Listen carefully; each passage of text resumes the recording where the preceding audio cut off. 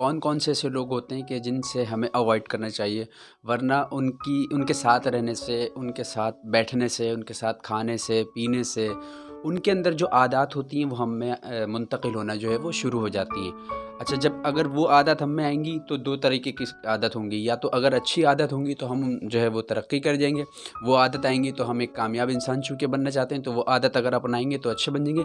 لیکن میں ان کی بات کر رہا ہوں کہ جن کی عادتیں خراب ہوتی ہیں، اگر ہم ان کے ساتھ رہیں گے تو اگر ہم ترقی نہیں کر پائے، کی وجہ یہی ہوگی کہ جو اس کی عادتیں تھیں وہ ہمارے اندر نظر آنا شروع ہو جائیں گی۔ سست لوگ، یاد رکھیں جہاں سست لوگ ہوں گے نا وہاں لوگ کبھی ترقی نہیں کر سکتے۔ اگر مثال کے طور پہ آپ کا باس سست ہے تو وہاں کی جو امپلائمنٹ ہوتی ہے وہ کبھی بھی کسی بڑی لیول پہ یا کسی بڑی کمپنی کی شکل میں جو ہے نا اپنی کمپنی کو تبدیل نہیں کر سکتی۔ اس کی وجہ یہ ہوتی ہے کیونکہ باس ہی سست ہے۔ اچھا، جہاں امپلائمنٹ سست ہوتی ہے، یا ایسے لوگ، یا دوست ہے آپ کا وہ بہت سست ہے، آپ اس کے ساتھ بیٹھتے ہیں اٹھتے ہیں، بہت سستی سے کام کرتا ہے، اس کے اندر جو ہے نا انرجی نہیں ہے، تو یاد رکھیں اگر سست لوگوں کے ساتھ آپ بیٹھیں گے تو یقیناً آپ بھی سست ہو جائیں گے، اور آپ اگر بڑا کام کرنا چاہتے ہیں تو آپ بڑا کام کیا، آپ کامیاب ہی نہیں ہو پائیں گے۔ اس کی وجہ یہ ہوگی کہ اس کی جو سستی ہوگی وہ آپ کے اندر بھی داخل ہونا شروع ہو جائے گی، کیونکہ صحبتوں کا اثر ہوتا ہے۔ سست لوگوں کے ساتھ رہیں گے تو آپ بھی سست ہو جائیں گے، تو پھر کچھ بھی کر لیں آپ اپنی خوشیوں کو جو حاصل کرنا چاہتے ہیں وہ حاصل نہیں ہو سکتی۔ دوسری چیز ہوتی ہے انرجی چوسنے والے جو لوگ ہوتے ہیں۔ یہ وہ لوگ ہوتے ہیں کہ آپ سے اتنا کام کرائیں گے، آپ سے اتنا کام کرائیں گے کہ بلا وجہ کی آپ کی جو انرجی ہے وہ ضائع کروا رہے ہوں گے۔ جس کام کے لیے بنے ہیں آپ کی انرجی وہاں انویسٹ نہیں کرائیں گے، بلکہ کسی اور چیز میں جس میں آپ کا انٹرسٹ نہیں ہے وہاں پر آپ کی انرجی کو کھپا دیں گے۔ تو جب آپ کی انرجی کھپ جائے گی تو پھر آپ وہ کام جو کرنا چاہتے ہیں جس میں آپ کا شوق ہے اس میں انرجی بچے گی نہیں۔ تو اسی وجہ سے ایسے لوگوں سے بھی اوائڈ کرنا ضروری ہے، جو اپنے فائدے کے لیے جو لوگ استعمال کرتے ہیں۔ کچھ لوگ آپ کو نظر آئیں گے کہ وہ اپنے فائدے کے لیے آپ کو استعمال کر رہے ہوتے ہیں، آپ کو یوز کر رہے ہوتے ہیں۔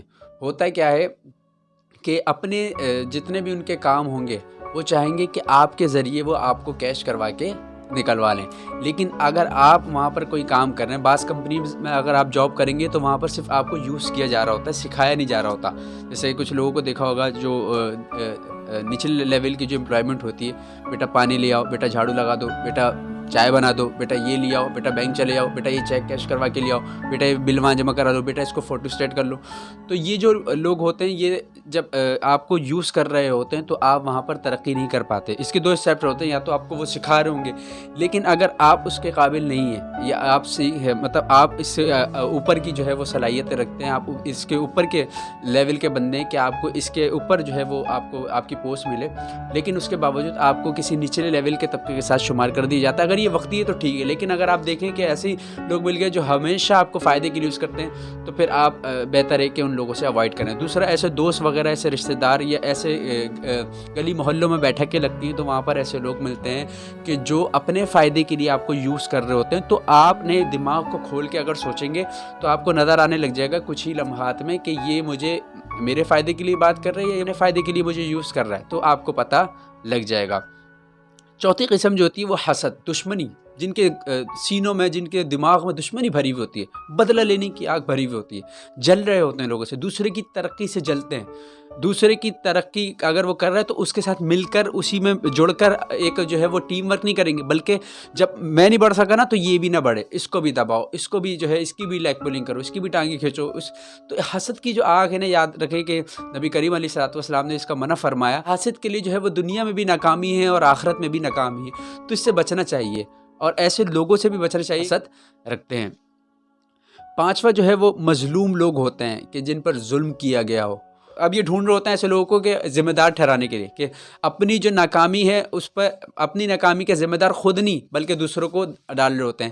یہ وہ لوگ ہوتے ہیں، یہ ہمیشہ روتے ملیں گے، ہمارے ساتھ یہ ہو گیا، ہمارے ساتھ وہ ہو گیا۔ تو ان کے ساتھ بھی اگر آپ رہیں گے نا تو آپ کو جو ہے نا تھوڑے دنوں بعد ان کی عادات جو ہے نا وہ آپ کے اندر شامل ہونا شروع ہو جائیں گی، اور آپ کو یہ ریئلائز جب ہوگا جب آپ بہت آگے نکل چکے ہوں گے۔ شروع میں پتہ نہیں لگتا، لیکن جب تھوڑا سا ساتھ رہیں گے تو پھر وہ عادت آپ کے اندر رسخ ہونا شروع ہو جائے گی۔